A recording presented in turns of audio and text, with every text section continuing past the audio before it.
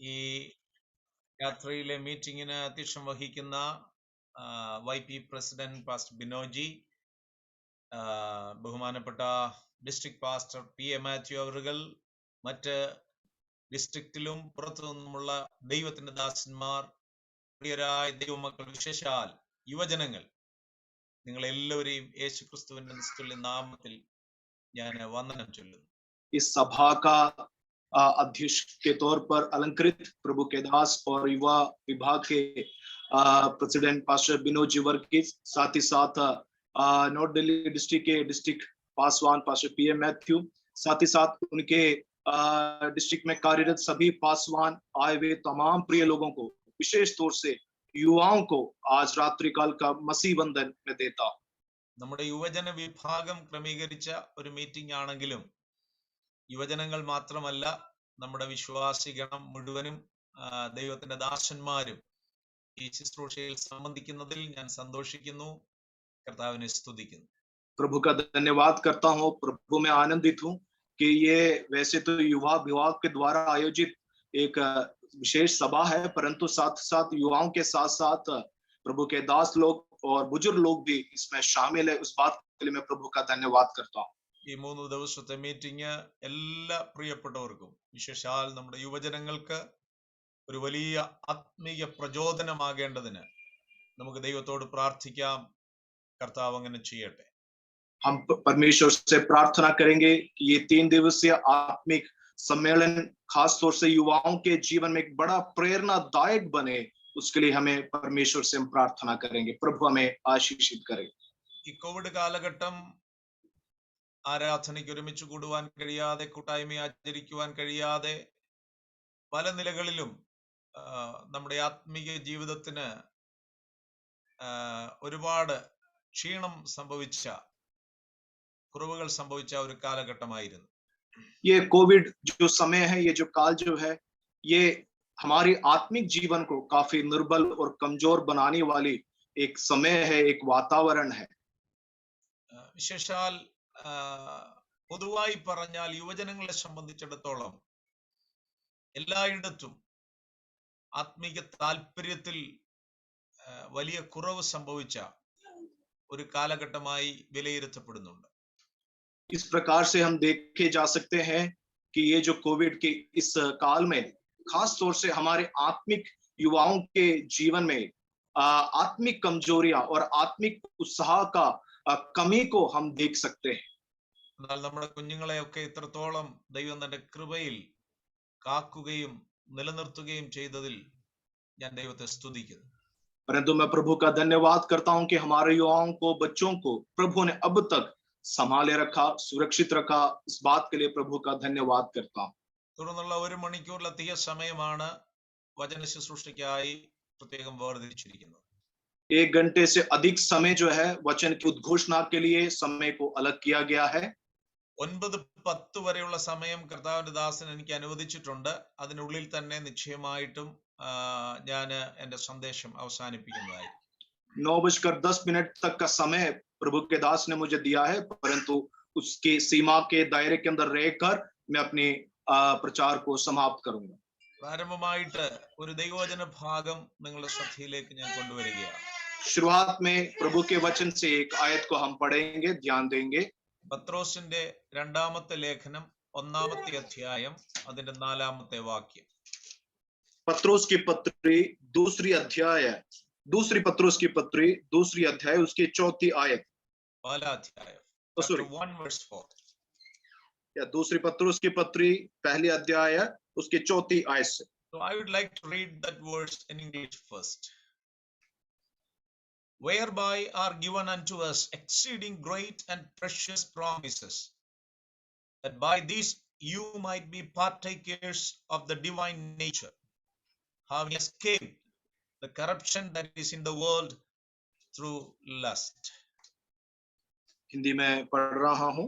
जिनके द्वारा उसने हमें बहुमूल्य और बहुत सी बड़ी प्रतिज्ञाएं दी है, ताकि इनके द्वारा तुम उस सड़ाहट से छूटकर जो संसार में बुरी अभिलाषाओं से होती है, ईश्वरीय स्वभाव के सहभागी हो जाओ. ഇവയാൽ നിങ്ങൾ ലോകത്തിൻ മോഹത്താലുള്ള നാശം വിട്ടൊഴിഞ്ഞിട്ട് ദിവ്യ സ്വഭാവത്തിന് കൂട്ടാളികളായി തീരുവാൻ ഇടവരുന്നു. ईश्वरीय संसार में जो बुरी अभिलाषाएं होती हैं, इससे छूटकर ईश्वरीय स्वभाव के सहभागी हो जाओ. വളരെ വിചിന്തനമായ ഒരു ചിന്താവിഷയമാണ് ഈ 3 ദിവസത്തേക്ക് ദൈവത്തിന്റെ ദാസന്മാർ തിരഞ്ഞെടുത്തിരിക്കുന്നത്. Youth and ethics. 3 दिन की इस आत्मिक सम्मेलन की जो विषय है, युवाएं और विचार, जो कि बड़ी गहराई से समझने के लिए और पढ़ने की आवश्यकता है. കർത്താവിന്റെ ദാസൻ എന്നോട് പറഞ്ഞു, ഈ കൊച്ചു വിഷയത്തിനകത്ത് ഒതുങ്ങേണ്ട കാര്യമില്ല, വിശാലമായിട്ട് പറയാമെന്ന്. എന്നാൽ എനിക്ക് പറയാനുള്ളത്, ഇതൊരു കൊച്ചു വിഷയമൊന്നുമല്ല. വേദശാസ്ത്ര ശാഖയിലെ ഒരു വളരെ ആഴമേറിയ വിശാലമായ ഒരു വിഷയമാണ് ക്രിസ്ത്യൻ എത്തിക്സ് എന്ന് പറയുന്നത്. प्रभु के दास ने कहा कि इस छोटे से विषयों को लेकर आप सीमित नहीं रहना, बल्कि और भी ज्यादा आप बोल सकते हैं, परंतु मेरी अभिप्राय इस प्रकार से है, ये कोई छोटी विषय नहीं है. ये जो विषय है, ये काफी गहराई से समझने और पढ़ने लायक एक विषय है. 3 ദിവസമല്ല 30 ദിവസം സെമിനാർ നടത്തിയാലും തീരാത്ത വിശാലതയുള്ള ഒരു വിഷയമാണ് അറിഞ്ഞോ അറിയാതെയോ നമ്മൾ തിരഞ്ഞെടുത്തിരിക്കുന്നത്. जाने या अनजाने ये जो विषय हमने जो चुना है, पढ़ा है, ये केवल 3 दिन की बातें नहीं है, बल्कि 30 दिन भी अगर लगे तो भी इस विषय के बारे में समझना पढ़ना कम वक्त होगा. ഞാൻ ഇന്ന് രാത്രി നമുക്ക് ലഭ്യമായ സമയത്തിനുള്ളിൽ അതിന്റെ ഈ വേദശാസ്ത്രപരമായ തത്വശാസ്ത്രപരമായ ചിന്തകളോ കാര്യങ്ങളോ ഒന്നും പറയാതെ നമ്മുടെ പ്രായോഗിക ജീവിതത്തിന്റെ ചില തലങ്ങളെയാണ് നിങ്ങളോട് പങ്കുവയ്ക്കുവാൻ ആഗ്രഹിക്കുന്നത്.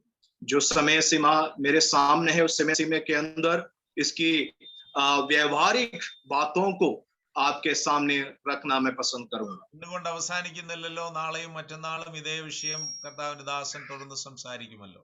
आज केवल आज नहीं, कल और परसों भी इसी विषय से आधारित बातें हमारे सामने रखेंगे. എത്തിക്സ് ആൻഡ് മൊറാലിറ്റി, ഇത് രണ്ടും പരസ്പരം ബന്ധപ്പെട്ടിരിക്കുന്ന രണ്ട് പദപ്രയോഗങ്ങളാണ്, വിഷയങ്ങളാണ്. एथिक्स और विचार ये जो अलग नहीं है, बल्कि आपस में जुड़े हुए हैं विषय है. എത്തോസ് എന്ന വാക്കിന്റെ അർത്ഥം ക്യാരക്ടർ അല്ലെങ്കിൽ സ്വഭാവം എന്നാണ്. एथोस नाम का अर्थ जो है वो चरित्र को दिखाता है, चरित्र है. മൊറാലിറ്റി, ആ പദം വന്നിരിക്കുന്ന മൊറാലിസ് എന്ന് പറയുന്ന ലാറ്റിൻ പദത്തിന്റെ അർത്ഥം appropriate behaviour and manner in society എന്നാണ്. मोरालिटी जो शब्द है वो सॉरी सर, दोबारा रिपीट करेंगे. Moralis is a Latin word. Its meaning is appropriate behavior and manner in society. मोरालिसिस नाम का एक लतीन भाषा से मूल रूप से लिया गया है, और उसका अर्थ इस प्रकार से है, व्यवहारिक चरित्र और व्यवहारिक स्वभाव. ധർമ്മശാസ്ത്രം, നീതിശാസ്ത്രം എന്നൊക്കെ നമുക്ക് പറയുവാൻ കഴിയുന്ന ഈ പ്രത്യേക വേദശാസ്ത്ര ചിന്ത എന്ന് പറയുന്നത് നമ്മുടെ ജീവിതത്തെ, നമ്മുടെ സ്വഭാവത്തെ, നമ്മുടെ പെരുമാറ്റത്തെ ഒക്കെ നമ്മോട് സംസാരിക്കുന്ന പ്രത്യേക വിഷയം. धर्मशास्त्र, नीति शास्त्र, इस प्रकार की जो बातें हैं, ये हमारी व्यवहारिक, हमारे चरित्र, हमारे स्वभाव को के बारे में दर्शाती है, सिखाती है. ഒരുപാട് ഡെഫിനിഷൻസ് പറയാൻ കഴിയുമെങ്കിലും വളരെ ലളിത നിർവചനം പറഞ്ഞാൽ, ethics is moral principles that govern a person's behavior or conducting an activity. ethics എന്ന് പറഞ്ഞാൽ ധാർമ്മികമായ സിദ്ധാന്തങ്ങൾ ഒരു വ്യക്തിയുടെ സ്വഭാവത്തെ, പെരുമാറ്റത്തെ നിയന്ത്രിക്കുന്ന, തന്റെ ഒരു പ്രവൃത്തിയെ എങ്ങനെ നടത്തണമെന്ന് തീരുമാനിക്കുന്ന വിഷയമാണ്. एथिक्स नाम के अगर परिभाषा देखे जाए, काफी परिभाषा है, परंतु सरल भाषाओं में आपसे ये कहना चाहूंगा कि एक व्यक्ति के गुण, उसके चरित्र, उसके स्वभाव, उसके व्यवहारिक लेन देन के बारे में दर्शाता है, सिखाता है. ഒരു ചിന്തകൻ ഇങ്ങനെ പറഞ്ഞു, what we believe and how we behave. Both are very important. एक ज्ञानी ने इस प्रकार से कहा, क्या हम विश्वास करते हैं और क्या उसके प्रति हमारी धारणाएं हैं, ये बहुत बहुमूल्य बातें हैं. നമ്മുടെ ജീവിതം, നമ്മുടെ പ്രവൃത്തി എല്ലായ്പ്പോഴും നമ്മുടെ വിശ്വാസത്തിന്റെ വെളിച്ചത്തിലും അടിസ്ഥാനത്തിലുമായിരിക്കണം. हमारा जीवन और हमारा व्यवहारिक स्वभाव ये पवित्र शास्त्र के आधार पर होना चाहिए. ധർമ്മശാസ്ത്രത്തെക്കുറിച്ച്, നീതിശാസ്ത്രത്തെക്കുറിച്ച് നാം മനസ്സിലാക്കുമ്പോൾ നമ്മുടെ സ്വഭാവത്തെ, നമ്മുടെ മോറൽ പ്രിൻസിപ്പിൾസിനെ സ്വാധീനിക്കുന്ന അനേക ഘടകങ്ങളുണ്ട്. धर्मशास्त्र और नीति शास्त्र के बारे में जब हम पढ़ते हैं तो हमारे स्वभाव को आकर्षित करने वाले काफी सारी बातें उसमें हम सीख सकते हैं. Things that influence our nature, our character and our behavior. Sorry sir.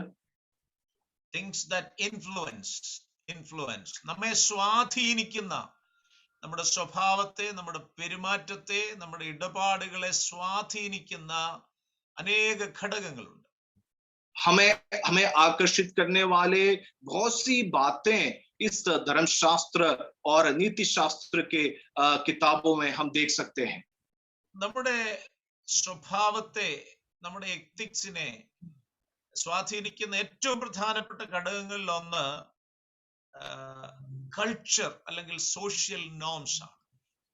हमारे व्यवहारिक चरित्र को आकर्षित करने वालों में से एक बात है सामाजिक बातें, सामाजिक संस्कृतियां. The culture or the society in which we live influence our character very much. इस सामाजिक संस्कृति हमारे जीवन को काफी आकर्षित करती है और बड़ी स्वाधीनता उसमें प्रभुता करती है. Secondly, our upbringing, the family or the circumstances where we are brought up influence our nature very much. Sir ഒന്ന് മലയാളത്തിൽ ഒന്ന് പറയാമോ?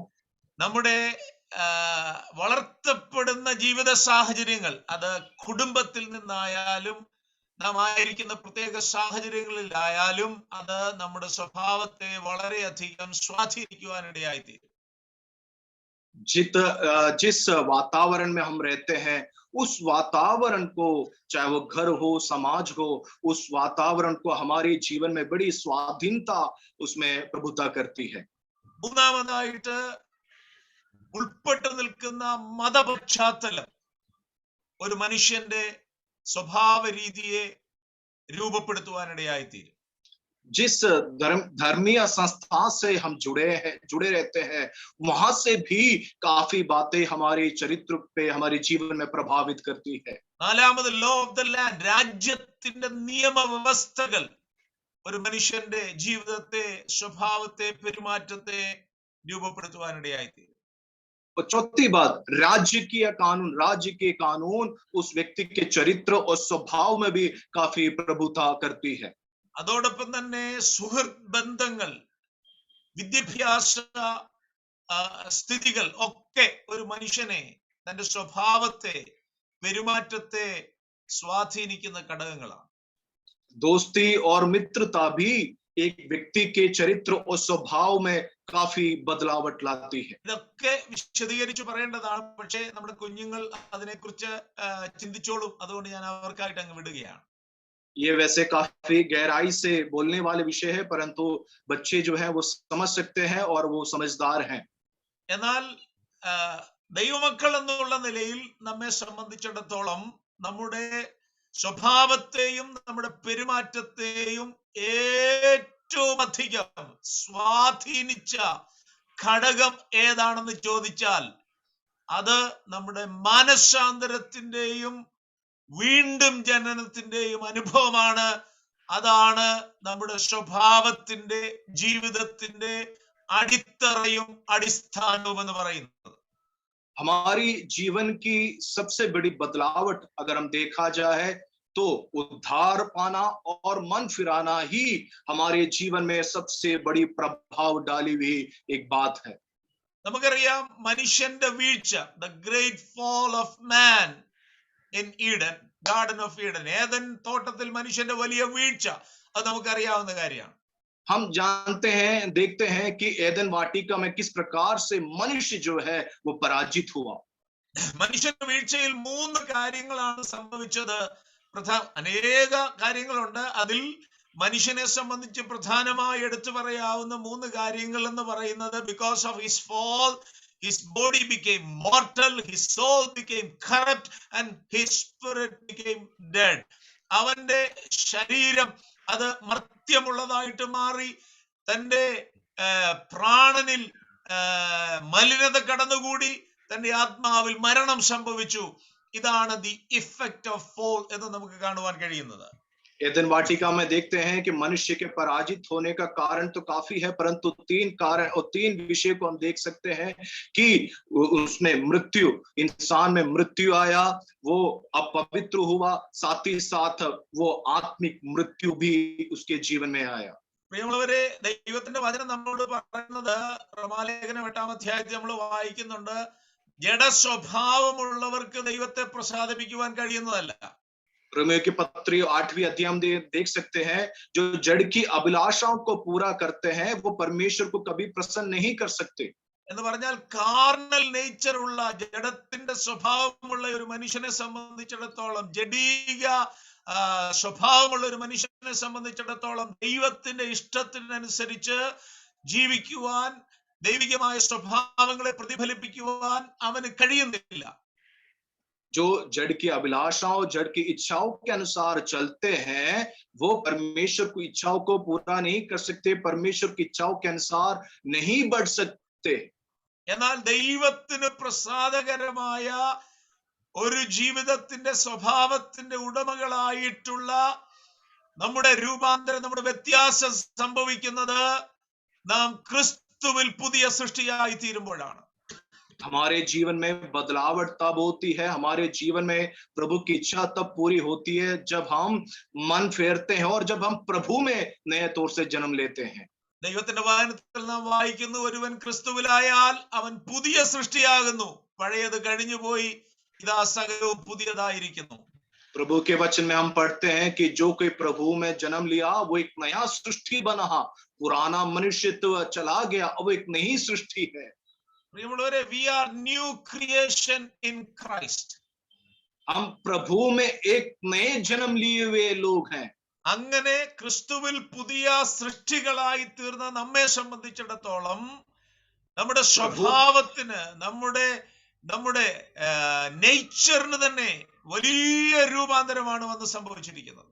हम प्रभु में जन्म लिए हैं तो इसलिए हमारे व्यवहारिक जीवन में, स्वभाव में बड़ी बदलावट आई है। നമ്മുടെ പഴയ മനുഷ്യനെ അവന്റെ പ്രവൃത്തികളോടുകൂടെ ഉരിഞ്ഞു കളഞ്ഞിട്ട് പുതുക്കമുള്ള മനുഷ്യനെ ധരിക്കുവാൻ ദൈവം നമ്മുടെ ജീവിതത്തിൽ കൃപ ചെയ്തു. हमारे पुराने मनुष्यत्व को उतार कर प्रभु में नया जन्म लेने के लिए प्रभु ने हमारी मदद की। വീണ്ടും ജനനത്തിന്റെ അനുഭവം പ്രാപിച്ച എല്ലാ ദൈവമക്കളെയും, വിശേഷാൽ നമ്മുടെ യുവജനങ്ങളെ ഓർത്ത് ഞാൻ കർത്താവിനെ സ്തുതിക്കുന്നു. मैं नए जन्म से जन्म लिए हुए सभी लोगों को, विशेष तौर से युवाओं को लिए मैं प्रभु का धन्यवाद करता हूं।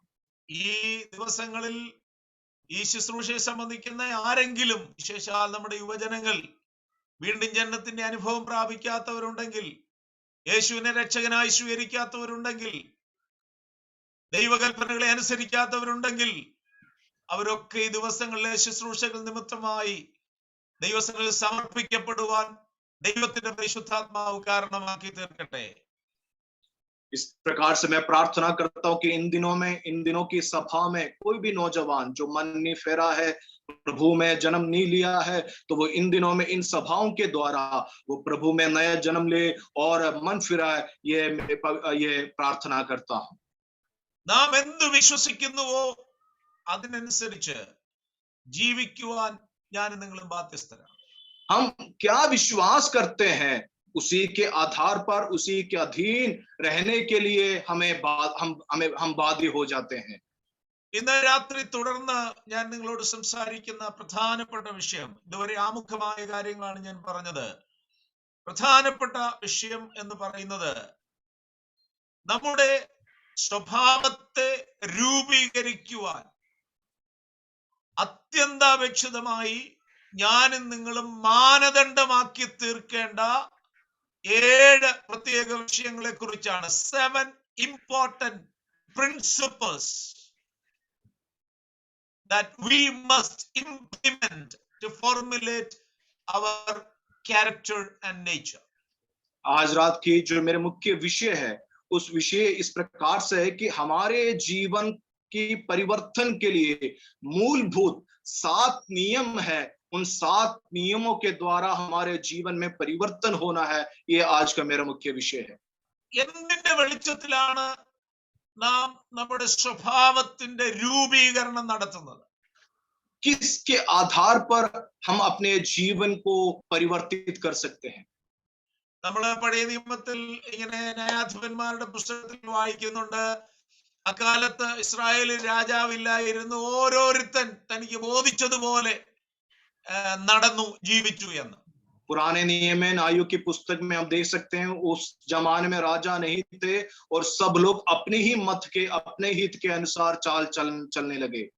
എന്നാൽ നമ്മെ സംബന്ധിച്ചിടത്തോളം അവരവർക്ക് ബോധിച്ചതുപോലെ അവരവർക്ക് തോന്നുന്നത് പോലെ ജീവിക്കുവാനും പെരുമാറുവാനുമുള്ള അനുവാദം നമുക്ക് ഒരിക്കലുമില്ല. परंतु हमारे लिए हम अपनी इच्छा और अपने हित के अनुसार, हम अपनी मर्जी के अनुसार चले, इस प्रकार की आज्ञा हमें नहीं मिला है। പത്രോസിന്റെ ലേഖനത്തിൽ നമ്മൾ വായിച്ചത് അവന്റെ ദിവ്യ സ്വഭാവത്തിന്റെ കൂട്ടാളികൾ നാം ആയിത്തീരണമെന്നുള്ളതാണ്. जैसे हमने पत्रोस की पत्र में पढ़ा, हमें ईश्वरीय स्वभाव के हमें सहभागी हमें होना है। ആ ദിവ്യ സ്വഭാവത്തിന്റെ പങ്കാളികളായി തീരണമെങ്കിൽ നാം നമ്മുടെ ജീവിതത്തിൽ മാനദണ്ഡമാക്കേണ്ട ചില പ്രത്യേക വിഷയങ്ങളെയാണ് ഇന്ന് രാത്രി തുറന്ന് ഞാൻ നിങ്ങളോട് സംസാരിക്കുന്നത്. उस ईश्वरीय स्वभाव के सहभागी अगर हमें होना है तो कुछ विषयों को हमारे जीवन में उतारना अनिवार्य है। उन बातों की ओर मैं आगे बढ़ना चाहूंगा। അതിലൊന്നാമത്തെ വിഷയം എന്ന് പറയുന്നത് നമ്മുടെ സ്വഭാവം, നമ്മുടെ പെരുമാറ്റം, നമ്മുടെ ജീവിത രീതി അടിസ്ഥാനപ്പെടേണ്ടത്, രൂപപ്പെടേണ്ടത് നാം സേവിക്കുന്ന ദൈവത്തിന്റെ വിശുദ്ധിയുടെ വെളിച്ചത്തിലായിരിക്കണം. हमारे जीवन में बदलावट, हमारे व्यवहारिक जीवन में चरित्र स्वभाव में बदलावट अगर लाना है तो सबसे पहले कि प्रभु यीशु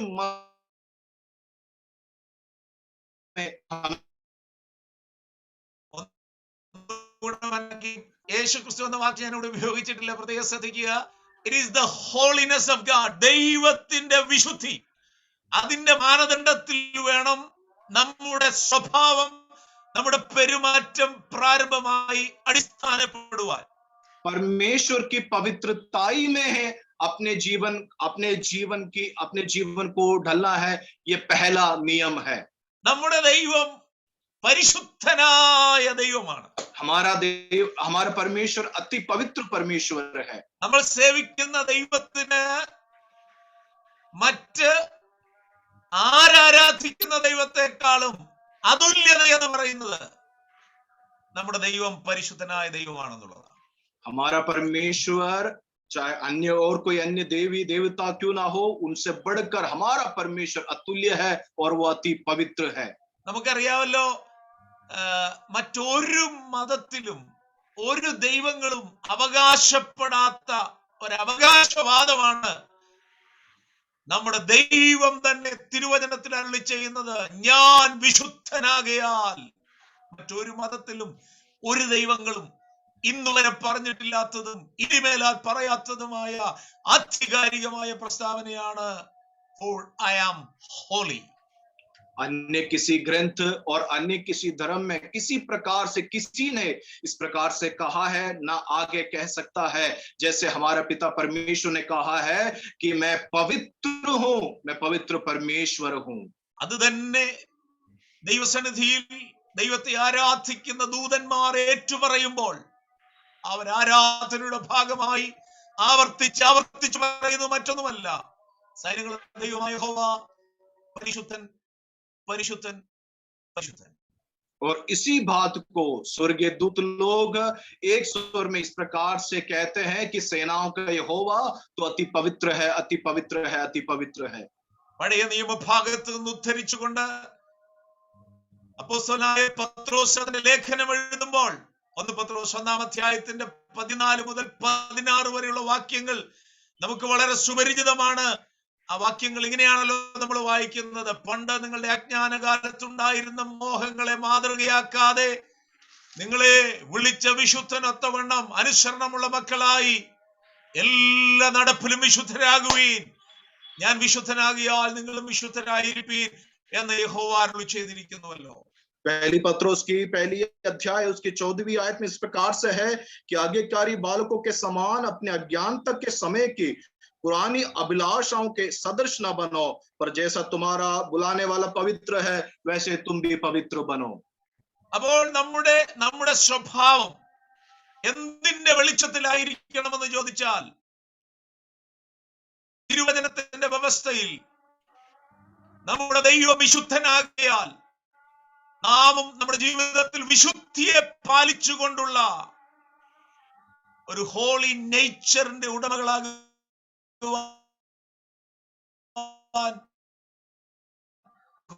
ആഗ്രഹിക്കുന്നു.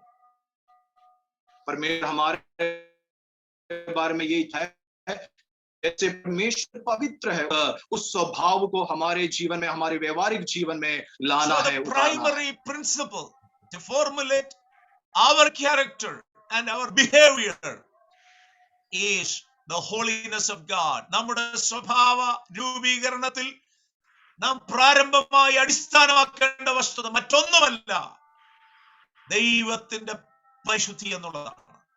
हमारे स्वभाव के परिवर्तन की मूलता और पहली नियम यह है कि पवित्रताई के साथ हमें बढ़ना है, पवित्रताई हमारे जीवन में लाना.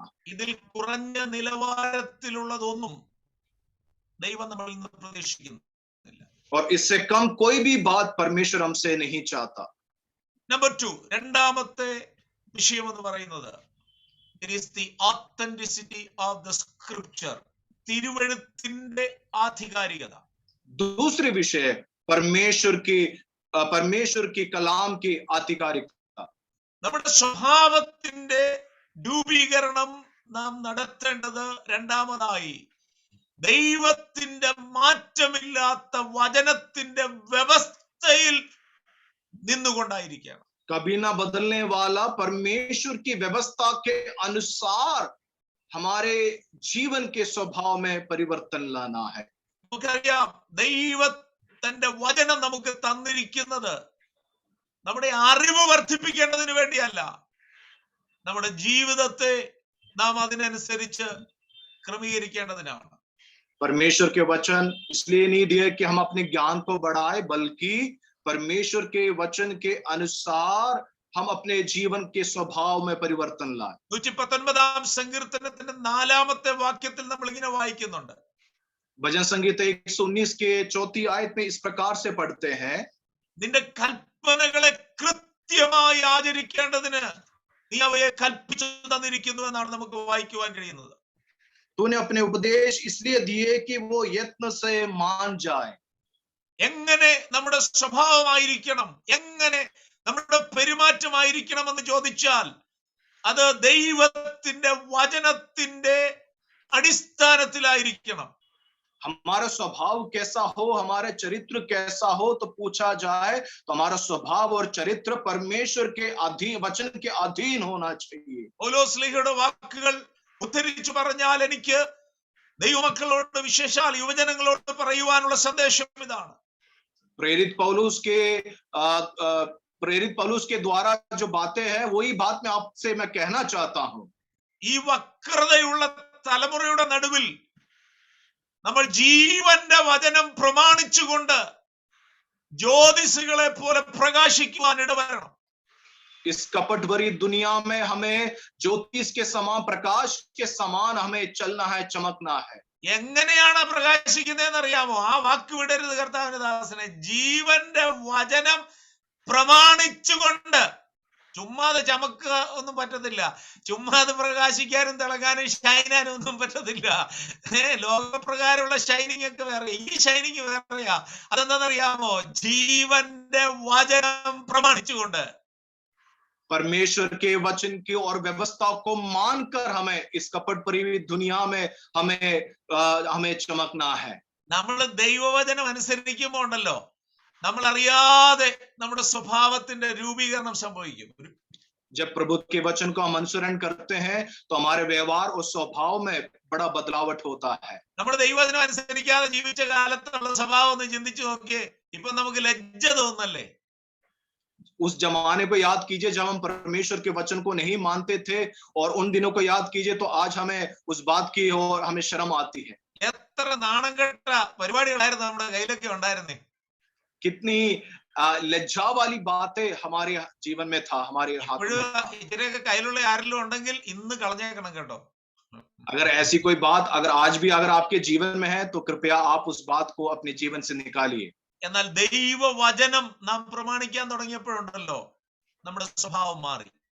परंतु जब से हमने वचन को, व्यवस्था को मानने लगा, हमारे स्वभाव में बड़ा बदलाव और परिवर्तन, പെരുമാറ്റം മാറി, നമ്മുടെ ജീവിത രീതി മാറി, हमारे जीवन की चाल चलन और हमारा व्यवहार में बदलावट होने लगा. അപ്പോൾ നമ്മുടെ സ്വഭാവ രൂപീകരണത്തിന്റെ അടിസ്ഥാനപരമായ രണ്ടാമത്തെ വിഷയം എന്ന് പറയുന്നത് ദൈവത്തിന്റെ മാറ്റമില്ലാത്ത വചനമാണ്, തിരുവെഴുത്താണ്. Formulate your character in the light of the scripture. हमारे जीवन को, हमारे व्यवहार को, हमारे चरित्र को परमेश्वर के वचन के आधारित हमें परिवर्तन लाना है.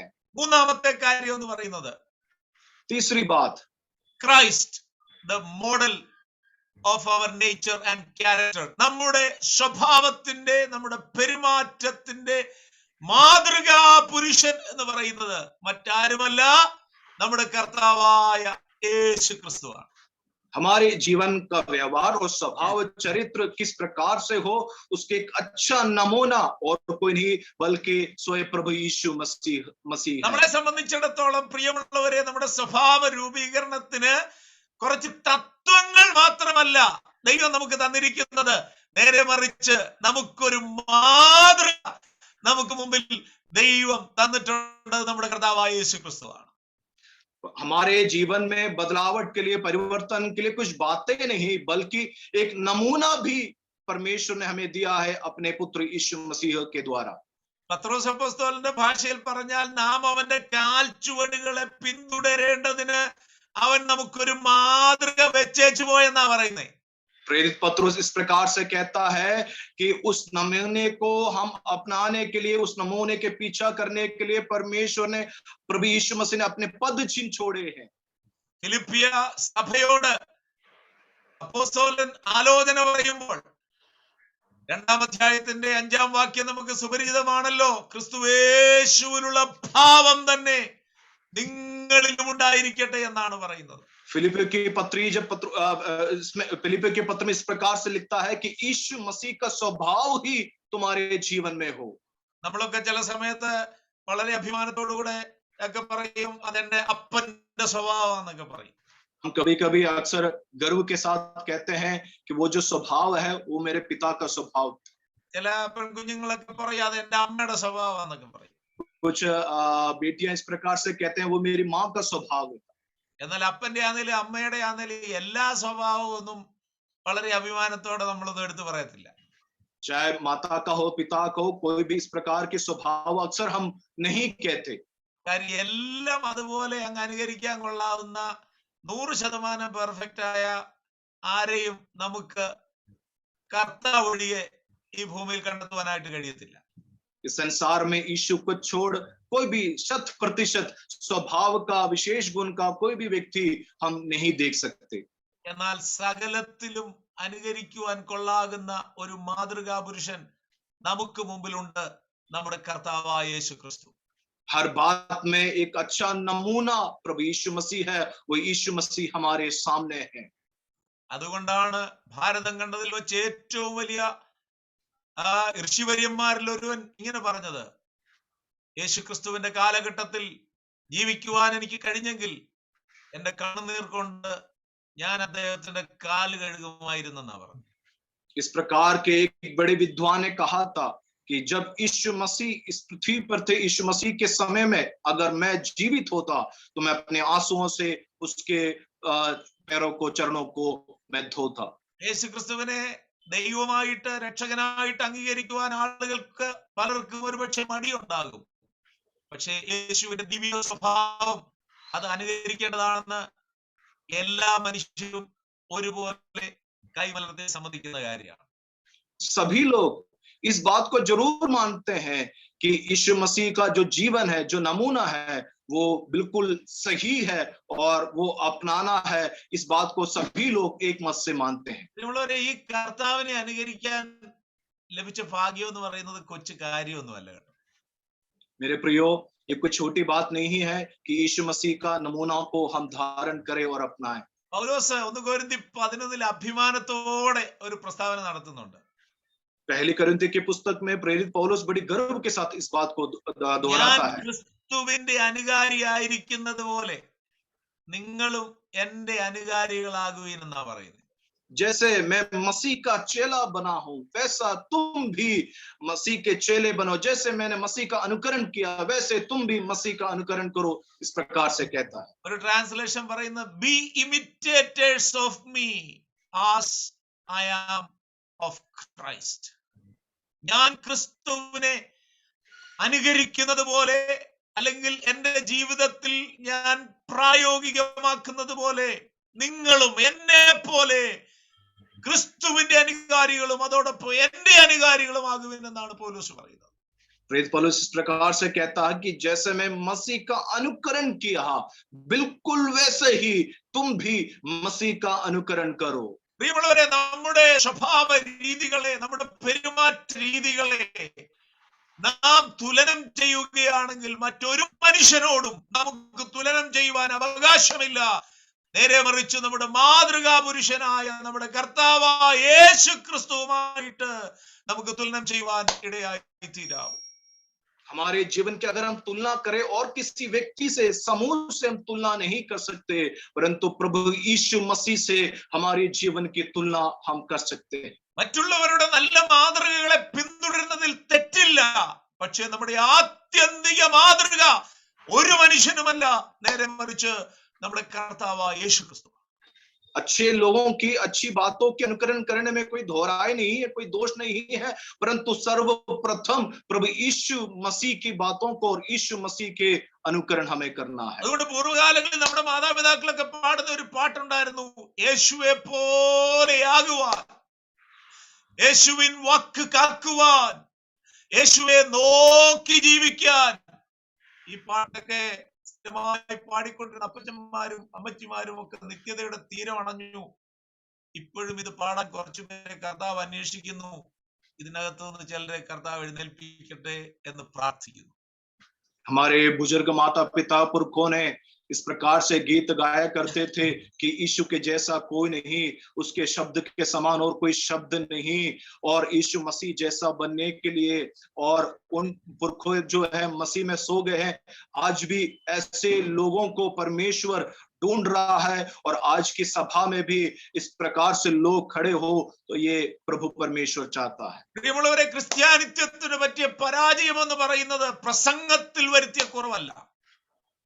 मसीह जीवन में जो पराजित जो हुआ है वो प्रचार में आई हुई बदलावट नहीं, സുവിശേഷീകരണത്തിൽ താല്പര്യമില്ലാതെ വന്നതല്ല, सुसमाचार सुनने में किसी तात्पर्य की कमी नहीं।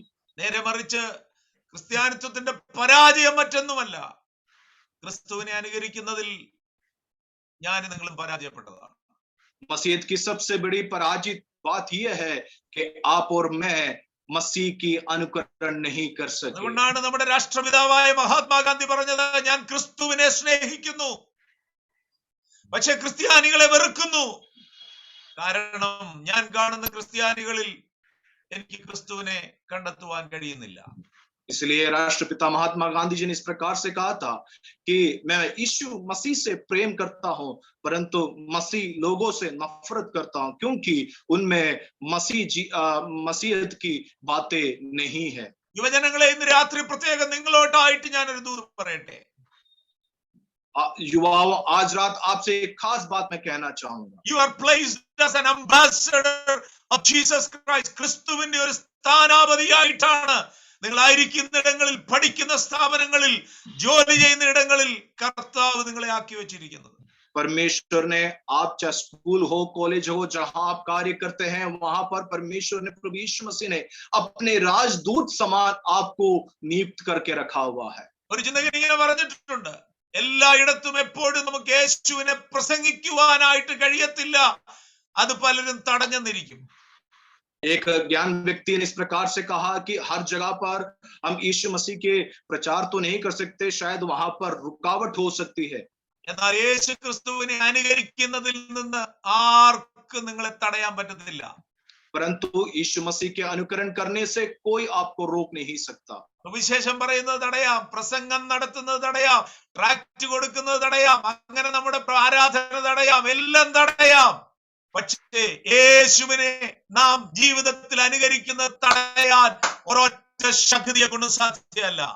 सुसमाचार पे रोक लगा सकते हैं, आराधना में रोक लगा सकते हैं, ट्रैक्ट बांटना में रोक लगा सकते हैं, परंतु हमारे जीवन में यीशु मसीह का अनुकरण करने से कोई भी ताकत रोक नहीं, पाबंदी नहीं लगा सकती. ഭാവിയിൽ ഭാരതമണ്ണിൽ സുവിശേഷത്തിന്റെ എല്ലാ വാതിലും അടഞ്ഞാലും, ഞാൻ ആത്മാവിൽ പറയുകയാ, സുവിശേഷത്തിന്റെ എല്ലാ വാതിലും അടഞ്ഞാലും യേശു ക്രിസ്തുവിനെ അനുകരിക്കുന്ന ഒരു ചെറിയ കൂട്ടം ഈ മണ്ണിലുണ്ടെങ്കിൽ ഭാരതത്തെ കീഴ്മേൽ മറിക്കുവാൻ നമ്മുടെ ദൈവം ശക്തനാണെന്നുള്ളത് ഇന്ന് രാത്രി ദൈവത്തിന്റെ ആത്മാവിൽ ദൈവമക്കളോട് ഞാൻ വിളിച്ചു പറയുകയാണ്.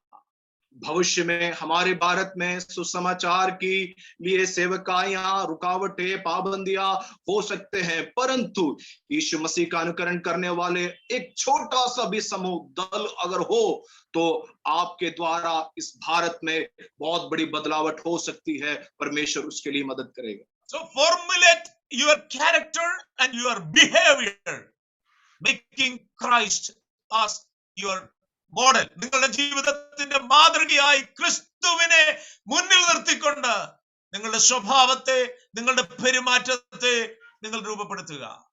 प्रभु यीशु मसीह को सामने रखते हुए अपने जीवन के स्वभाव, चरित्र, व्यवहार में आप बदलावट लाइए.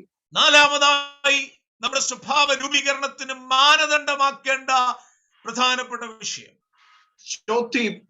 चौथी बात जो हमारे जीवन के व्यवहारिक जीवन में परिवर्तन ला सकता है.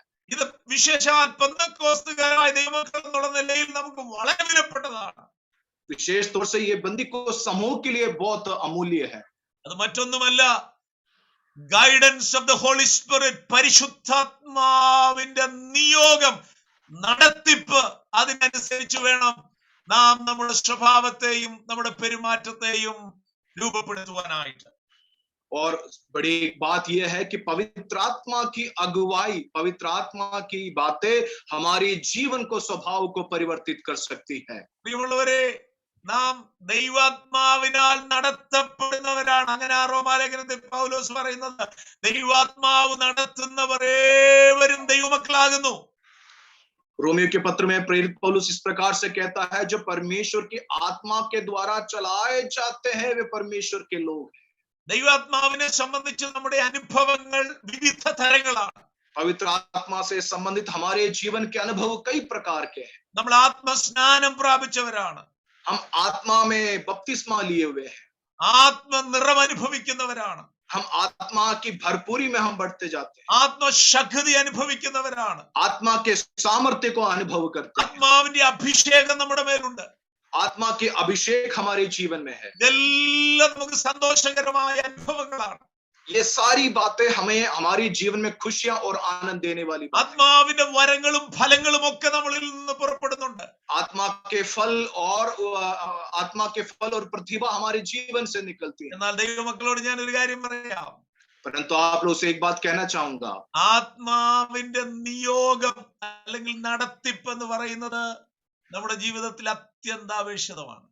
परंतु हमारे जीवन में आत्मा की अगुवाई ये बड़ी अति आवश्यक बात है। ദൈവാത്മാവ് നടത്തുന്നവർ ഏവരും ദൈവമക്കളാകുന്നുവെന്നാണ് നമ്മൾ വായിച്ചത്. हमने इस प्रकार से पढ़ा कि जो परमेश्वर के आत्मा के द्वारा चलाए जाते हैं वो परमेश्वर के लोग। ആത്മാവിന്റെ നടത്തിപ്പ് ഒരാളുടെ ജീവിതത്തിൽ ഇല്ലെങ്കിൽ അവർ ദൈവമക്കളാണോ എന്നുള്ളതിന്റെ മുമ്പിൽ ഒരു ചോദ്യചിഹ്നം ഇട്ടാൽ പ്രസംഗിക്കുന്ന എന്നെ കുറ്റം പറയരുത്. अगर आप किसी व्यक्ति के जीवन में पवित्र आत्मा की अगुवाई नहीं है तो वाकई वो परमेश्वर की संतान है क्या, इस प्रकार का एक सवाल वहां पर खड़ा होता है। तो कृपया आप मुझसे सवाल मत पूछिएगा। ഗലാത്യ ലേഖനം 5-ാം അധ്യായത്തില് നമ്മൾ 18-ാമത്തെ വാക്യം 25-ാമത്തെ വാക്യമൊക്കെ വായിക്കുമ്പോൾ നമ്മൾ വായിക്കുന്നത് ആത്മാവിനെ അനുസരിച്ച് നാം നടക്കണമെന്നുള്ളതാണ്. गलातियों की पत्री 5वीं अध्याय में इस प्रकार से हम देखते हैं कि वहां पर लिखा हुआ है कि हमें पवित्र आत्मा के अनुसरण करते हुए हमें चलना है। ആത്മാവിനെ അനുസരിച്ച് നാം നടക്കുന്നുവെങ്കിൽ ജഡത്തിന്റെ പ്രവൃത്തികൾ, ജഡത്തിന്റെ ഇച്ഛകൾ നമ്മിൽ നിവർത്തിക്കയില്ല എന്നാണ് ദൈവത്തിന്റെ വചനം പറയുന്നത്. परमेश्वर के कलाम इस प्रकार से लिखा है, अगर हम आत्मा के अगुवाई में हम चलते हैं तो शरीर की इच्छाएं, शरीर की अभिलाषाएं हमारे जीवन में नहीं हो सकती।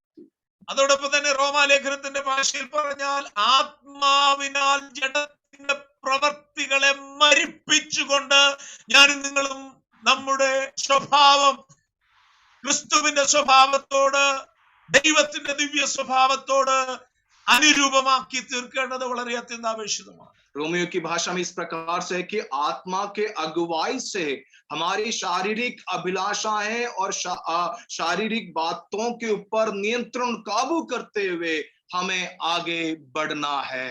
പ്രിയമുള്ളവരെ, ആത്മാവിനാൽ നിയന്ത്രിക്കപ്പെടുന്നവരും ആത്മാവിനാൽ നടത്തപ്പെടുന്നവരുമായി തീരുവാൻ നമുക്ക് കഴിയുമെങ്കിൽ നമ്മുടെ സ്വഭാവ രൂപീകരണത്തിൽ അതൊരു വലിയ വലിയ മുന്നേറ്റമായിട്ട് നിശ്ചയമായും മാറ്റപ്പെടും. मेरे प्रियो, अगर हमारे जीवन में पवित्र आत्मा की अगुवाई है तो हमारे जीवन में एक बड़ा बदलाव हो सकता है, व्यावहारिक जीवन में बदलाव हो सकता है और हम काफी आगे बढ़ सकते हैं। നമ്മുടെ ജീവിതത്തിൽ ശരിയും തെറ്റും തിരഞ്ഞെടുക്കുന്നതിന് നമുക്ക് അനേക മാനദണ്ഡങ്ങളുണ്ട്. हमारे जीवन में सही और गलत क्या है ये फैसला करने के लिए कई सारे रास्ते हैं। എന്നാൽ പലപ്പോഴും നമ്മുടെ ജീവിതത്തിൽ കൺഫ്യൂഷനിൽ നമ്മൾ എത്തിച്ചേരുന്ന സമയങ്ങളുണ്ട്. और अक्सर हमारे जीवन में हम उस शंका के मोड़ पर भी हम पहुंच जाते हैं। തിരുവചനത്തിൽ തിരുവെഴുത്തിലുണ്ടെങ്കിലും നമുക്ക് അതിന്റെ ഭാഗങ്ങളൊന്നും അറിയാത്ത അവസരങ്ങൾ നമ്മുടെ ജീവിതത്തിൽ ഉണ്ടായെന്ന് വരാം.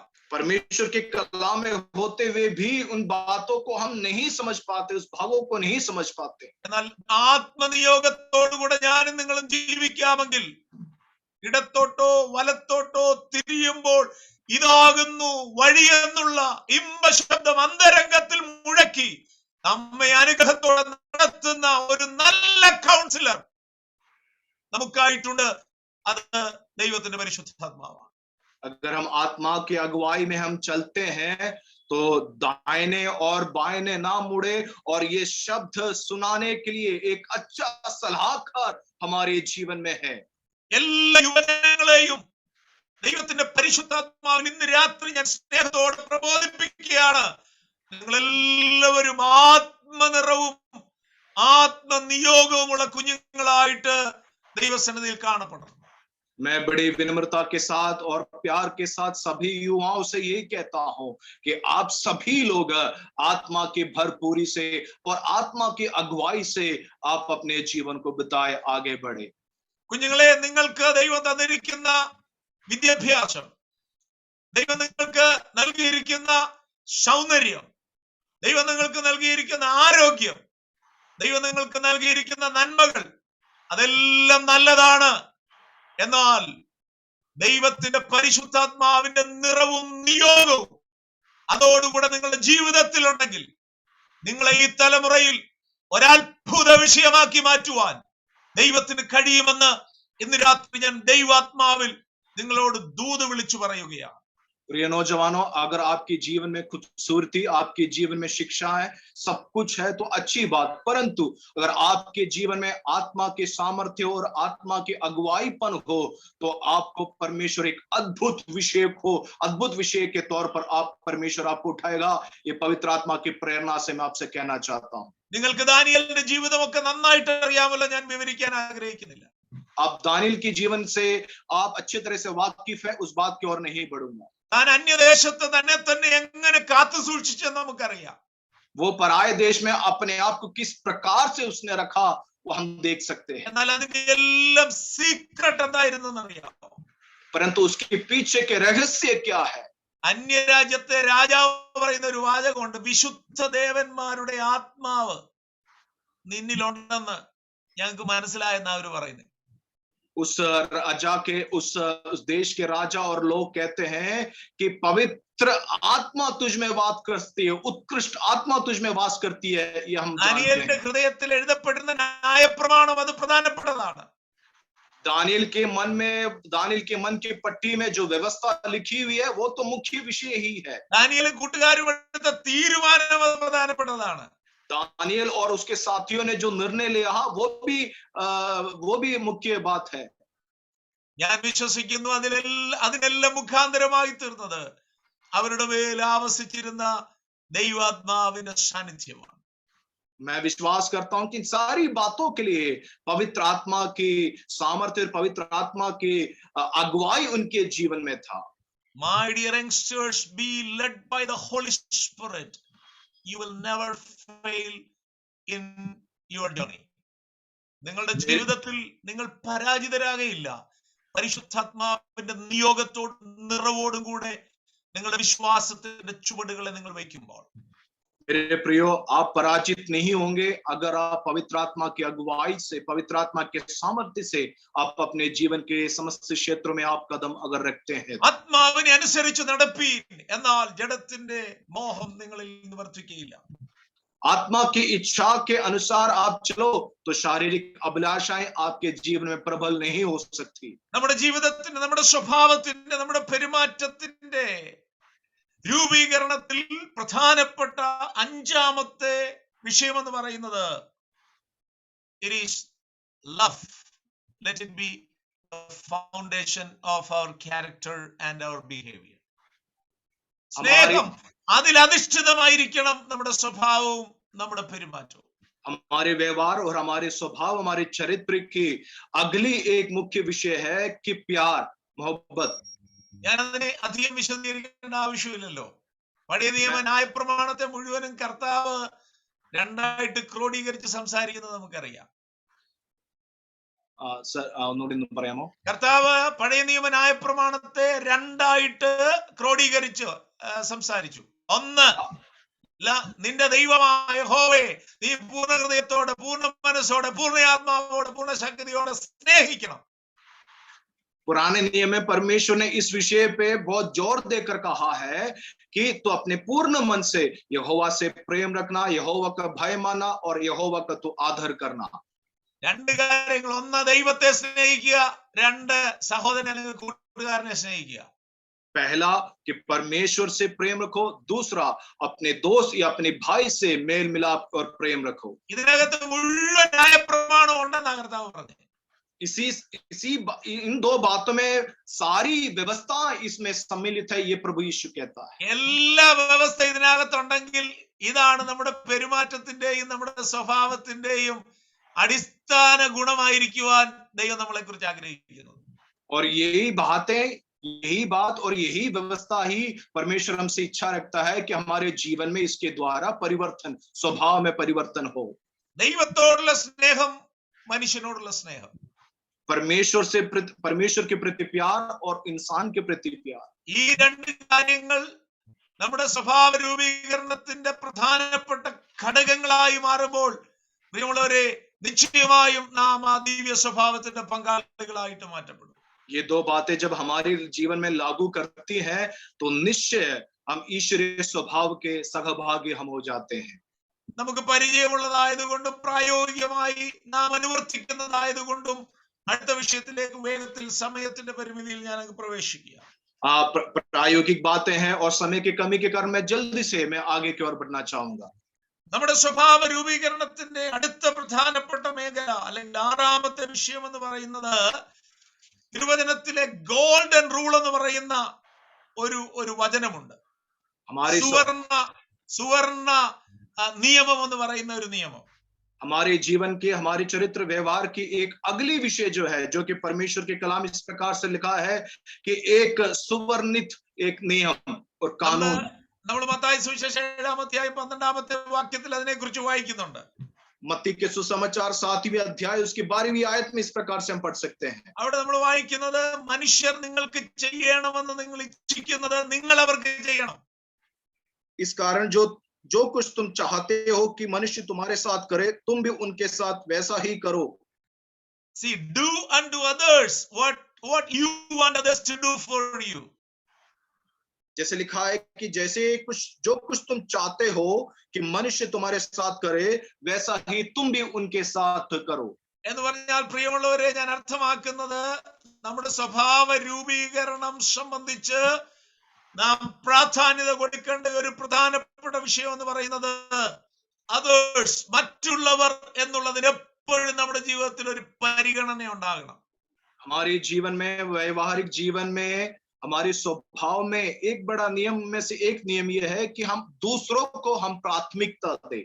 നമ്മൾ പലപ്പോഴും നമ്മുടെ സ്വഭാവം അധിഷ്ഠിതമാക്കുന്നത് സ്വാർത്ഥതയിലാണ്, സെൽഫിഷ്നെസ്സിലാണ്. हम अपने जीवन को बड़ी स्वार्थ के तौर पर हम बिताते हैं. എല്ലാവർക്കും സ്വാർത്ഥതയുണ്ട്. ഡൽഹിയിലുള്ളവർക്ക് സ്വാർത്ഥത ഇല്ലെന്നൊന്നും ഞാൻ വിചാരിക്കുന്നില്ല. ഞങ്ങൾ ബോംബെയിലുള്ളവർക്കുണ്ട്. ഡൽഹിയിലുള്ളവർക്കും ഇല്ലാതിരിക്കാൻ ഒരു സാധ്യതയില്ല. सभी लोग स्वार्थी हैं. केवल ये नहीं कि मुंबई वासी लोग भी हैं, दिल्ली वासी लोग, सभी लोग जो हैं स्वार्थी हैं. സ്വയമായ അല്ലെങ്കിൽ സ്വന്തം കാര്യത്തെ കുറിച്ച് ചിന്തിക്കണ്ട എന്നോ വേണ്ട എന്നോ ഒന്നുമല്ല ഞാൻ പറയുന്നത്. പക്ഷേ സ്വാർത്ഥതയെ അതിജീവിക്കുന്ന ഒരു സ്വഭാവത്തിന് ഞാൻ നിങ്ങൾ ഉടമകളാണ്.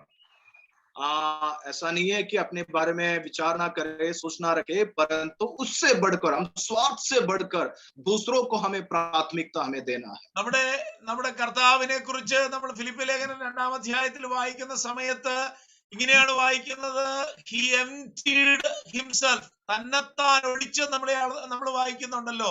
he emptied himself for our sake, നമുക്ക് വേണ്ടി കർത്താവ് എന്താണെന്നറിയാം, തന്നെത്താൻ ഒഴിച്ചു അല്ലെങ്കിൽ തന്നെത്താൻ ശൂന്യമാക്കി.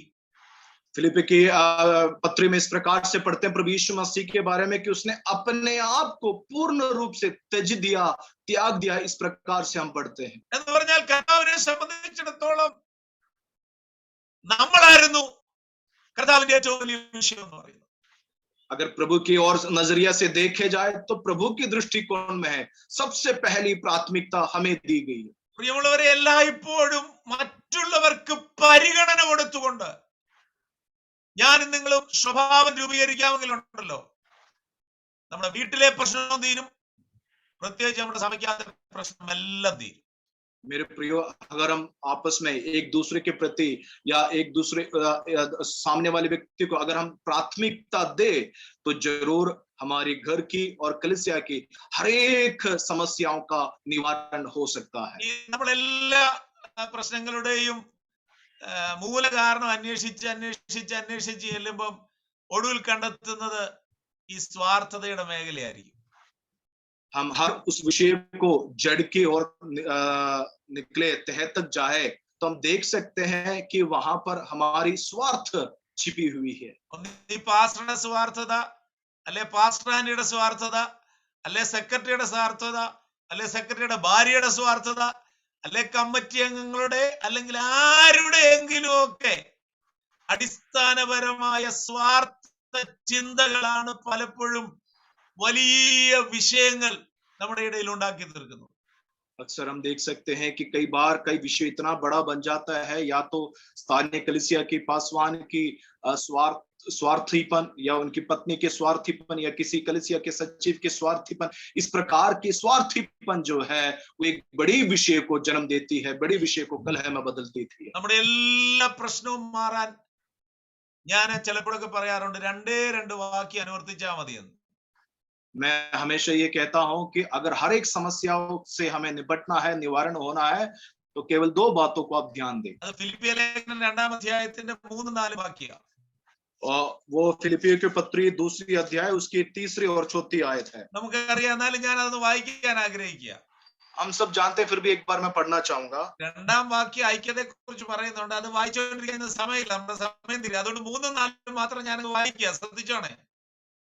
एकता के बारे में 2री आयत में लिखा है, परंतु समय के कमी कारण नहीं पढ़ूंगा, सिर्फ 3री और 4थी आयत पढ़ूंगा। ശാഠ്യത്താലോ ദുരഭിമാനത്താലോ ഒന്നും ചെയ്യാതെ താഴ്മയോടെ ഓരോരുത്തൻ മറ്റുള്ളവനെ തന്നെക്കാൾ ശ്രേഷ്ഠനെന്ന് എണ്ണിക്കൊള്ളണം. विरोध या झूठी बड़ाई के लिए कुछ ना करो, पर दीनता से एक दूसरे को अपने से अच्छा समझो। നിങ്ങളെ ഞാൻ എന്നേക്കാൾ ശ്രേഷ്ഠനാണെന്ന് മനസ്സിലാക്കുകയാണെങ്കിൽ പിന്നെ നിങ്ങളോട് എനിക്ക് ഉടക്കൊന്നുമില്ലല്ലോ. अगर मैं अपने से ज्यादा अगर आपको श्रेष्ठ मैं समझूं, तो मुझे आपके प्रति कोई भेदभाव नहीं होगा।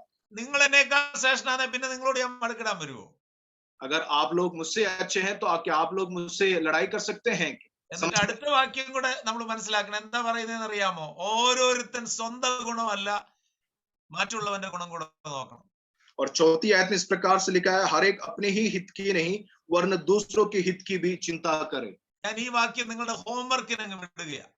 ये मैं आपका होमवर्क के तौर पर मैं आपको देना चाहता हूँ। മറ്റുള്ളവനെ ശ്രേഷ്ഠനെന്നാലും സ്വന്തം ഗുണമല്ല, മറ്റുള്ളവന്റെ ഗുണം കൂടെ നോക്കാനും നമ്മൾ തയ്യാറായി കഴിയുമ്പോൾ ഉണ്ടല്ലോ, വാസ്തവത്തിൽ സ്വർഗം നമ്മുടെ ഇടയിൽ താണിറങ്ങി വരും.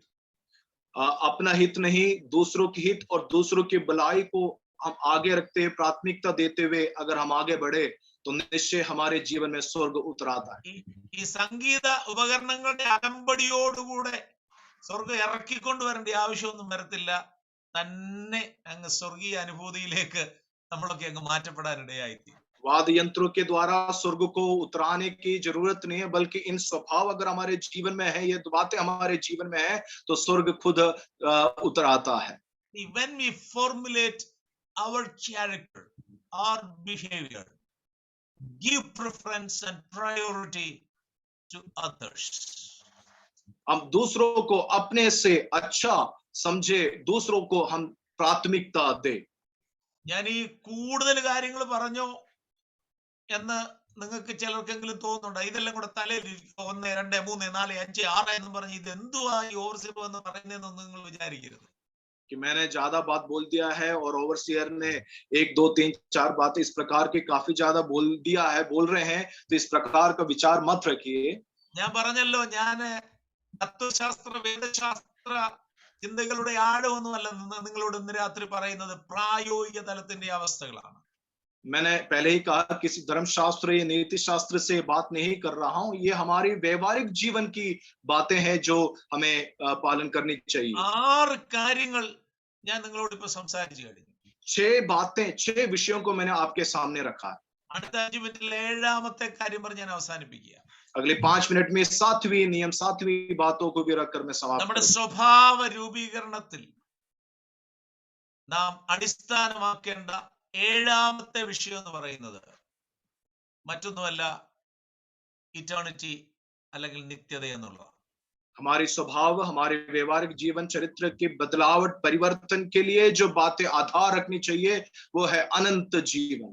എന്ന് പറഞ്ഞാൽ എന്താണെന്നറിയാമോ? നമ്മൾ ഇവിടെ ശാശ്വതവാസികളല്ലെന്നും ഇവിടം വിട്ടാൽ ദൈവരാജ്യത്തിലേക്ക് കടന്നു പോകേണ്ടവരാണെന്നുമുള്ള ബോധ്യത്തിൽ നമ്മുടെ സ്വഭാവത്തെ രൂപീകരിക്കാമെങ്കിലുണ്ടല്ലോ, ആരുടെയും പരസഹായം ഇല്ലാതെ ദിവ്യ സ്വഭാവത്തിന്റെ പങ്കാളികളായിട്ട് നമ്മൾ മാറും. इस बात की अहमियत, इस बात की समझ रखते हुए कि हम यहाँ पर परदेसी है, हमें यहाँ से जाना है, हमारे लिए एक राज्य है, तो इस बात को समझ रखते हुए हम अगर अपने जीवन को बिताए, तो ये हमारे लिए बड़ा आशीष लाभदायक हो। എബ്രായ ലേഖനം 11-ാം അധ്യായത്തിന്റെ 13-ാമത്തെ വാക്യം എനിക്ക് ഭയങ്കര സന്തോഷമുള്ള ഒരു വാക്യമാണ്. इब्रानी 11 का 13वीं जो आयत है, वो मुझे बड़ी खुशी और आनंद देती है। ഇങ്ങനെയാണ് നമ്മൾ അവിടെ വായിക്കുന്നത്, ഇവരെല്ലാവരും വാഗ്ദത്ത നിവൃത്തി പ്രാപിക്കാതെ ദൂരത്ത് നിന്ന് കണ്ടു അഭിവന്ദിച്ചു. തങ്ങൾ ഭൂമിയിൽ അന്യരും പരദേശികളും എന്ന് ഏറ്റു പറഞ്ഞുകൊണ്ട് വിശ്വാസത്തിൽ മരിച്ചു. ये सब विश्वास की दिशा में मरे और उन्होंने प्रतिज्ञा की भी वस्तुएं नहीं पाई, पर उन्हें दूर से देखकर आनंदित हुए और मान लिया कि हम पृथ्वी पर स्वदेशी और बाहरी हैं. അവരുടെ സാക്ഷ്യത്തിൽ എപ്പോഴും അവരെടുത്തു പറയുന്ന ഒരു കാര്യം എന്തായിരുന്നു അറിയാമോ? ഞങ്ങൾ ഇവിടെ അന്യരാ, ഞങ്ങൾ ഇവിടെ പരദേശികളാ. उनकी गवाही में हर समय इस प्रकार से कहते हैं कि हम यहाँ पर परदेसी हैं, स्वदेशी नहीं हैं. ഇന്നല്ലെങ്കിൽ നാളെ ഇവിടുന്ന് പോകേണ്ടവരാണെന്നുള്ള ചിന്ത നമ്മെ ഭരിക്കാമെങ്കിൽ നമ്മുടെ അഹങ്കാരവും നമ്മുടെ സ്വാർത്ഥതയെ നമ്മുടെ കൊള്ളരുതായ്മയും, ഞാൻ ഇത് പറയുമ്പോൾ എന്നോട് വിഷമം തോന്നില്ലേ, നമ്മുടെ വേണ്ടാത്ത കയ്യിലിരിപ്പും ഇതെല്ലാം കളഞ്ഞേച്ച് മര്യാദയ്ക്ക് ജീവിക്കാൻ എനിക്ക് നിങ്ങൾക്കും ഇടയായിത്തീരും. इस बात की समझ रखते हुए कि हम यहाँ पर स्वदेशी नहीं है, परदेसी है, इस बात को अगर सामने रखकर हम अपने जीवन को बिताए, हमारी हर एक जीवन की जो भी गलत बातें हैं उसको छोड़कर हम अच्छे से जीवन बिताए, ये परमेश्वर हमसे इच्छा रखता है. ഇങ്ങനെയൊക്കെ പറയുമ്പോൾ എന്നോട് വിഷമം തോന്നരുത്. എത്തിക്സ് പറയാൻ നിങ്ങളുടെ പ്രസിഡന്റ് ആണ് വിഷയം തന്നത്, അങ്ങോട്ട് പറഞ്ഞോണം. ये जो बातें मैं आपसे कहूं तो कृपया आप लोग मुझसे क्रोधित ना हो. ये जो विषय मुझे दिया है, युवा विभाग के अध्यक्ष ने मुझे ये विषय दिया है, तो आप living in the light of eternity, നിത്യതയുടെ വെളിച്ചത്തിൽ നമ്മൾ ജീവിക്കാൻ തുടങ്ങുമ്പോൾ പ്രിയമുള്ളവരെ, നമ്മുടെ ജീവിതത്തിന്റെ സ്വഭാവത്തിന്റെ രൂപാന്തരം എന്ന് പറയുന്നുണ്ടല്ലോ, വളരെ വേഗത്തിൽ സംഭവിക്കുന്ന കാര്യമായിരിക്കും. अनंत जीवन के प्रकाश में हमारे जीवन को, हमारे चरित्र को, स्वभाव में बदले तो बड़े जल्द से होने वाला एक कार्य है. ഇന്ന് രാത്രി കഴിയുമെങ്കിൽ നിങ്ങൾ കിടക്കുന്നതിന് മുമ്പ് കൊലോസ്യ ലേഖനം 3-ാം അധ്യായം ഒന്ന് വായിച്ചേച്ച് കിടക്കണം.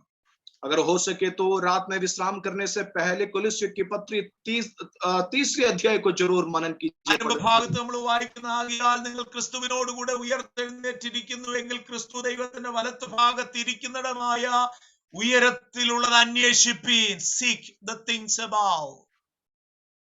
अतः जब तुम मसीह के साथ जिला गए तो स्वर्गीय वस्तुओं के खोज में रहो, जहां मसीह विद्यमान है और परमेश्वर की दाहिनी ओर बैठा है. രണ്ടാമത്തെ വാക്യം പറയുന്നത് ഭൂമിയിലുള്ളതല്ല, ഉയരത്തിലുള്ളത് തന്നെ ചിന്തിപ്പീൻ.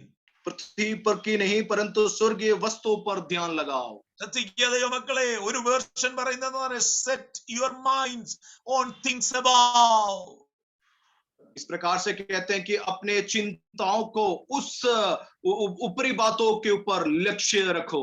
നമ്മുടെ മനസ്സിനെ എവിടെ കൊണ്ടുവരണമെന്ന് അറിയാമോ? ഉയരത്തിലുള്ളതിൽ നമ്മുടെ മനസ്സിനെ, നമ്മുടെ ചിന്തകളെ നാം ഏകാഗ്രമാക്കണം. हमारे मन को ऊपरी वस्तुओं के ओर हमें एकाग्रित करना है. എന്നിട്ട് അടുത്ത വാക്യത്തിൽ പറയുന്നു, നമ്മുടെ ജീവനായ ക്രിസ്തു വെളിപ്പെടുമ്പോൾ നാം അവനോടുകൂടെ തേജസ്സിൽ വെളിപ്പെടും. जब हमारा मसीह प्रकट होगा तो हम भी उस तेजों में प्रभु के साथ हम भी प्रकट होंगे. My dear people of God, our character formation is important. നമ്മുടെ സ്വഭാവ രൂപീകരണം എന്ന് പറയുന്നത് വളരെ പ്രാധാന്യതയുള്ളതാണ്. हमारे स्वभाव की, हमारे चरित्र की परिवर्तन एक बड़ा मुख्य विषय है, एक बड़ी നമ്മുടെ സ്വഭാവത്തെ സ്വാധീനിക്കുന്ന അനേക ഘടകങ്ങൾ ഈ ഭൂമിയിലുണ്ട്. इस संसार में, इस पृथ्वी में बहुत सी ऐसी बातें हैं जो हमारे चरित्र को बदलावट ला सकती हैं. എന്നാൽ നമ്മുടെ സ്വഭാവത്തിന്റെ ഗതിമാറ്റം വന്നത് നാം നമ്മുടെ കർത്താവിനെ നമ്മുടെ ജീവിതത്തിൽ രക്ഷകനായി ഉൾക്കൊണ്ട് നാം ക്രിസ്തുവിൽ പുതിയ സൃഷ്ടിയായി മാറിയപ്പോഴാണ്. परंतु हमारे जीवन की गति में तब बदलावट हुआ, तब हम प्रभु यीशु मसीह को अंगीकार किया और उद्धार को हमने पाया. ഇനി നമുക്കൊരു വലിയ ഉത്തരവാദിത്വം ദൈവം നമ്മളെ ഏൽപ്പിച്ചിട്ടുണ്ട്. एक बड़े उत्तरदायित्व परमेश्वर ने हमारे कंधों पर दिया है. ഇവിടെ ജീവിക്കുമ്പോൾ അവന്റെ ദിവ്യ സ്വഭാവത്തിന്റെ പങ്കാളികളായി നാം ജീവിക്കണം. जब हम इस संसार में रहे तो हमें ईश्वरीय स्वभाव के हमें सहभागी होकर जीना है. ജഡത്തിന്റെ ഇഷ്ടത്തിനനുസരിച്ച് ജീവിക്കുവാൻ നമുക്ക് അവകാശമില്ല. अपनी हित, अपनी मर्जी के अनुसार जीने के लिए हमें अनुमति नहीं है. ജാതികളുടെ വ്യർത്ഥമായ നടപ്പ് പോലെ നടക്കുവാൻ നമുക്ക് അനുവാദമില്ല. जातियों के समान हम अपने चाल चलन को बनाए, इस प्रकार के अनुमति नहीं है. ലോകത്തിന്റെ മോഹങ്ങളിലും പാപത്തിന്റെ വഴികളിലും നടക്കുവാൻ നമുക്ക് അനുവാദമില്ല. सांसारिक माया मोह में अपने चाल चलन को बनाए, इस प्रकार की कोई अनुमति नहीं है. നമ്മുടെ സ്വഭാവത്തിന്റെ രൂപീകരണം അത്യന്താപേക്ഷിതമാണ്. हमारे स्वभाव में एक बड़ा बदलावट, परिवर्तन का होना बड़ा अनिवार्य है. ദൈവത്തിന്റെ വിശുദ്ധിയുടെ വെളിച്ചത്തിൽ നാം നമ്മുടെ സ്വഭാവത്തെ രൂപീകരിക്കണം. परमेश्वर की पवित्रताई के प्रकाश में हमारे जीवन को बदलावट लाना है। ദൈവവചനത്തിന്റെ വ്യവസ്ഥകൾക്ക് അനുസരിച്ച് നാം നമ്മുടെ സ്വഭാവത്തെ രൂപീകരിക്കണം. परमेश्वर की व्यवस्था के अनुसार हमारे जीवन में बदलावट लाना है। യേശു ക്രിസ്തുവിനെ മാതൃകയാക്കിക്കൊണ്ട് നാം നമ്മുടെ സ്വഭാവത്തെ രൂപീകരിക്കണം. यीशु मसीह को नमूना देखकर, यीशु मसीह को नमूना बनाकर हमारे जीवन में बदलावट लाना है। പരിശുദ്ധാത്മാവിന്റെ നിയോഗം അനുസരിച്ച് നാം നമ്മുടെ നടപ്പിനെ ക്രമീകരിക്കണം. पवित्र आत्मा की अगुवाई से हमारे जीवन में बदलावट लाना है। സ്നേഹത്തിൽ അടിസ്ഥാനപ്പെട്ട സ്വഭാവത്തിന്റെ ഉടമകളായി നാം ജീവിക്കണം. पवित्र प्रेम के अधीन उसमें बनकर हमारे जीवन में बदलावट लाना है। മറ്റുള്ളവർ എന്നുള്ള ചിന്തയ്ക്ക് എല്ലായ്പ്പോഴും പ്രാധാന്യം കൊടുത്തുകൊണ്ടായിരിക്കണം നമ്മുടെ പെരുമാറ്റത്തിന്റെ മേഖലകൾ.